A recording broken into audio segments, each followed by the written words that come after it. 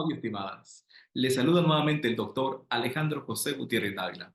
En esta ocasión para hablarles de un tema sumamente importante, las garantías constitucionales del proceso penal.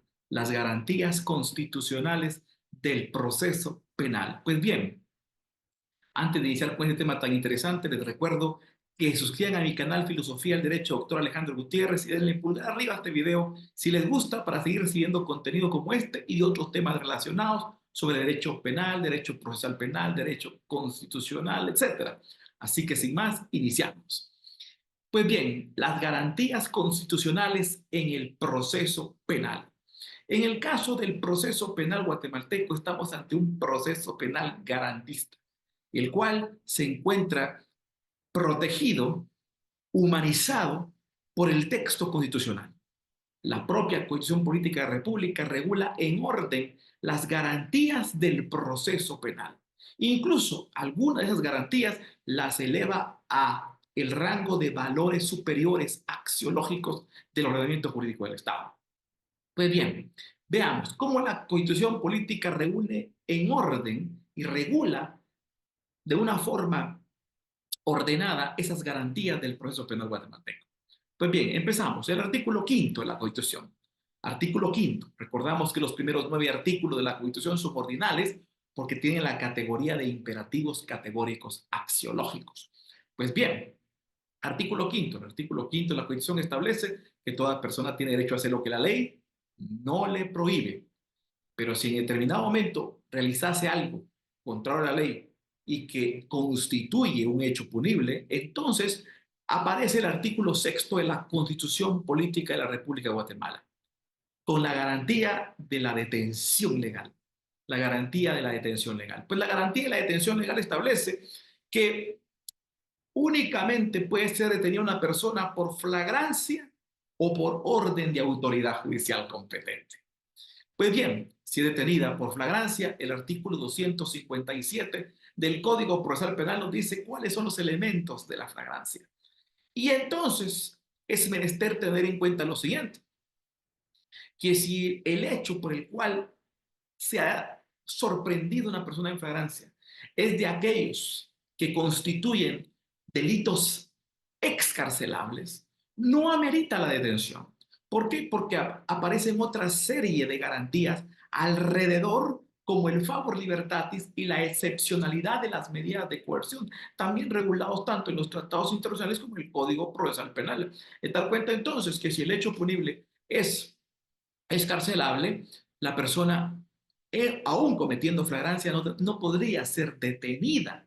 Muy importante, solamente tendría que ser conducida ante la autoridad judicial competente para tomarle la primera declaración. Pero si fuese una falta, de acuerdo al artículo 11 de la Constitución Política de la República, entonces, una vez identificado, tendría que quedar en libertad. De acuerdo al artículo 11 de la Constitución, no puede ser detenido. Y vemos otra cuestión muy importante. Esto también, las faltas, también está relacionado con los hechos de tránsito. ¿Por qué? Porque estos tipos de situaciones se juzgan por medio del juicio de faltas. El artículo 11 de la Constitución establece que si fuese una falta, no puede ser detenido. Si se logra identificar, tiene que quedar libre. De tal cuenta que no lo pueden detener. Entonces aquí, en la flagrancia, hay una serie de minuciosidades, una serie de escala de grises en la que no simplemente se puede detener a una persona. Esto es muy importante entenderlo y comprenderlo. De tal cuenta entonces que vemos que las garantías procesales de la detención legal es muy importante tomar en cuenta qué es la flagrancia. Otra situación muy importante, el artículo sexto de la Constitución establece que también se le puede detener por orden de autoridad judicial competente. Lo mismo, si el hecho por el cual se ha sindicado una persona es por una noticia criminal relacionada con un hecho que es escarcelable, tampoco se podría generar una orden de aprehensión. ¿Por qué? Porque es un delito excarcelable que no amerita la privación de libertad. Y como no amerita la privación de libertad por ser escarcelable, entonces no es necesaria la orden de aprehensión, es suficiente la citación. Muy importante, regulada en el Código Procesal Penal, se cita para que proceda hacer sus declaraciones correspondientes, especialmente su primera declaración. Pero si se girase una orden de aprehensión sobre delitos excarcerables, esta orden de aprehensión no está fundamentada en derecho, es inconstitucional e inconvencional y estaría quebrantando garantías procesales. Entonces procedería a invocar la garantía constitucional de la exhibición personal preventiva. ¿Por qué? Porque hay una amenaza de la pérdida de la libertad por medio de una orden de aprehensión que no está fundada en derecho. Muy importante. Entonces, no solamente de hablar de que exista orden de autoridad judicial competente, no, es necesario que haya orden de autoridad judicial competente, pero que esté relacionada con otras garantías constitucionales y convencionales, es decir, que solamente podría dictarse esta orden de aprehensión si el delito fuera inexcarcelable. Algo muy importante. Si fuera inexcarcelable o en el caso de ser excarcelable, que hubiera peligro de fuga u obstaculización a la averiguación de la verdad. Pero si es escarcelable y no hay peligro de fuga ni obstaculización a la averiguación de la verdad, entonces no amerita la orden de aprehensión. Muy importante. Entonces vemos otra garantía y el artículo sexto de la Constitución Política de la República de Guatemala se establece relativo a la detención legal. Y esas garantías de la detención legal entonces son muy importantes tomarlas en cuenta, porque si una persona ha sido detenida por una orden de aprehensión que no está fundada en derecho, entonces amerita o procede o se habilita la posibilidad de plantear la garantía constitucional de la exhibición personal, en este caso ya restauradora, porque ya hubo una detención ilegal, una pérdida de la libertad de una forma ilegal. Luego vemos que si ha sido detenido la persona porque había una orden de autoridad judicial competente fundada en derecho constitucional y convencionalmente, entonces tiene que notificársele de por qué la detención a la persona y luego informarle de sus derechos. Artículo octavo, especialmente que pueda proveerse un defensor técnico de su confianza. Artículo octavo de la Constitución Política de la República. Y luego vemos que una vez que se le informó sus derechos y que se ha personado su abogado defensor de su confianza, tiene 24 horas para tomar la primera declaración a partir de la detención. El artículo noveno establece otra garantía constitucional que son 24 horas con un plazo fatal que sí o sí debe cumplirse a partir de la detención para tomarse su primera declaración.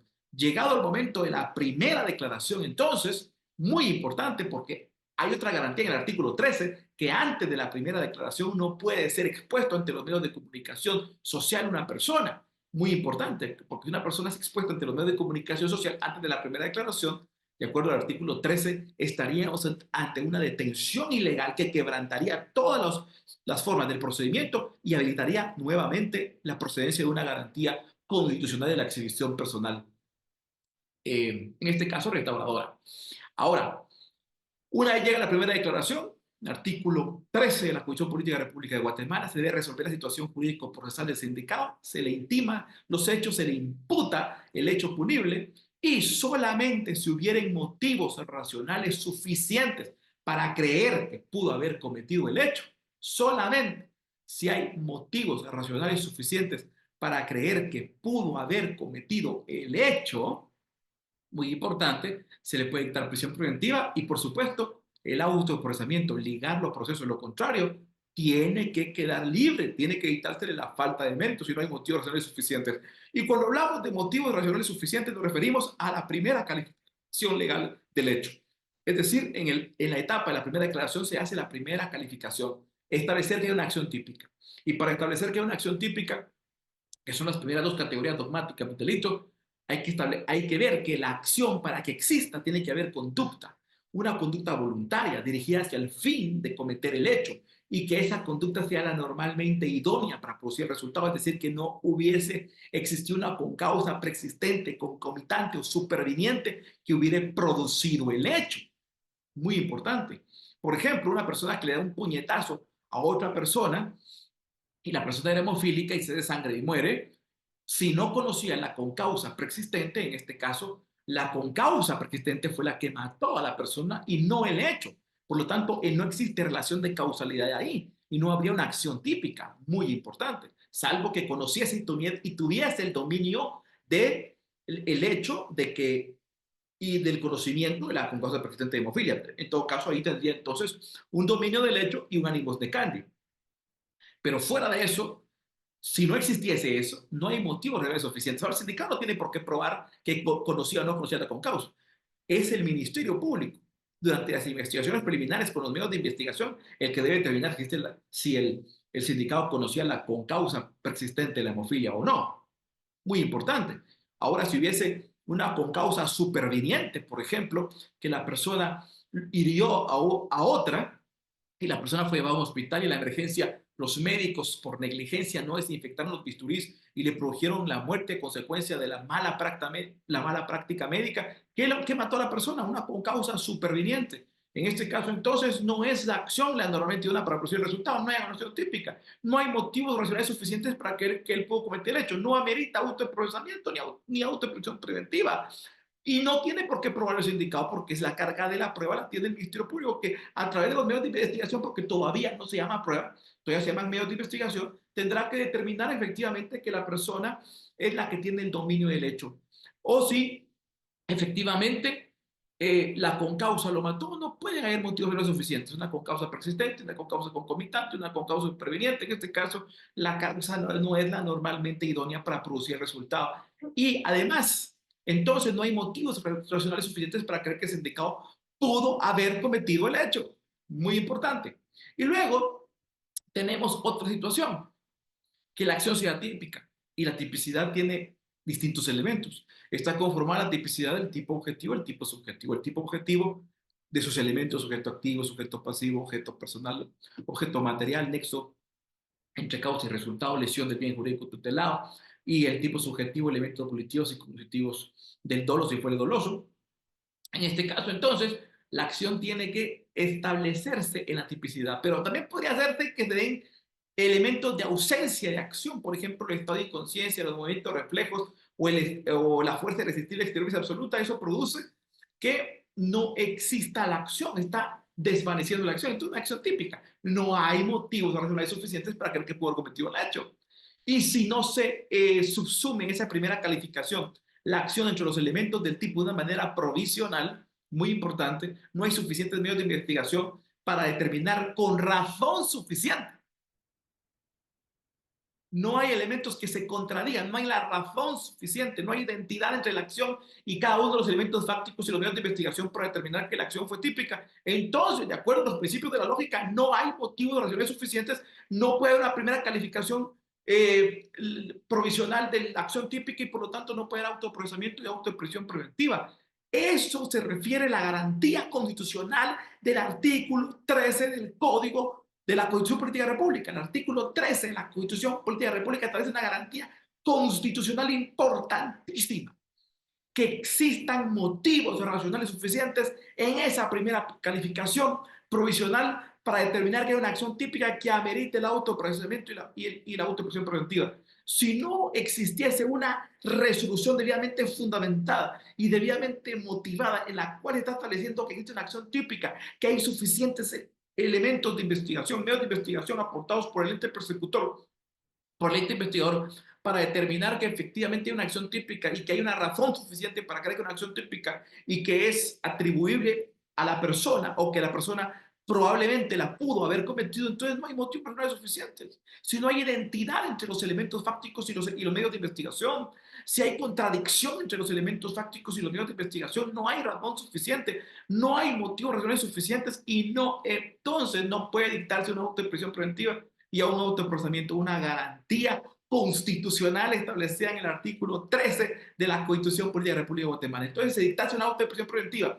Sin esta ya fundamentación, estamos ante una detención ilegal. Y al existir una detención ilegal, entonces se habilita nuevamente la posibilidad de plantear una garantía constitucional de exhibición personal o de habeas corpus. A partir de que ha ligado a proceso de la persona, entonces, aunque esté ligada al proceso, todavía es inocente, se presume es inocente y tendrá que ser citado, oído y vencido en juicio, artículo 12 de la Constitución Política de la República de Guatemala, para que se pueda declarar su responsabilidad en sentencia debidamente ejecutoriada. Mientras tanto, todavía es inocente y el delito no existe y no está obligado a declarar contra sí mismo, artículo 16 de la Constitución Política de la República de Guatemala. Entonces, es muy importante que vemos que una vez que se ha aprobado a través de todas las etapas del procedimiento y durante toda la etapa del juicio y se ha llegado a establecer efectivamente la responsabilidad, porque hay una calificación ya definitiva, de acuerdo al artículo 17 de la Constitución Política de la República, entonces puede determinar que hay delito y se puede declarar responsabilidad de una persona, de acuerdo al artículo 14 de la Constitución Política de la República de Guatemala, y ahí se están produciendo esas garantías constitucionales del proceso penal, esas garantías procesales, esas garantías constitucionales, convencionales, legales, procesales que están protegiendo, que están revistiendo a la persona del sindicado. Especialmente hemos visto las garantías constitucionales de la detención legal y de la primera declaración, las garantías constitucionales de la detención legal y la primera declaración es lo que hemos estado viendo en este video sumamente importante. Así que si les ha gustado, hemos llegado al fin de esta cápsula y si les ha gustado, denle pulgar arriba y suscríbanse a mi canal Filosofía del Derecho, Dr. Alejandro Gutiérrez, para seguir recibiendo contenido como este y otros temas relacionados al derecho procesal penal, al derecho constitucional, al derecho procesal constitucional, filosofía del derecho, filosofía de la constitución, etcétera. Así que fue un gusto compartirles. Saludos a todas y a todos.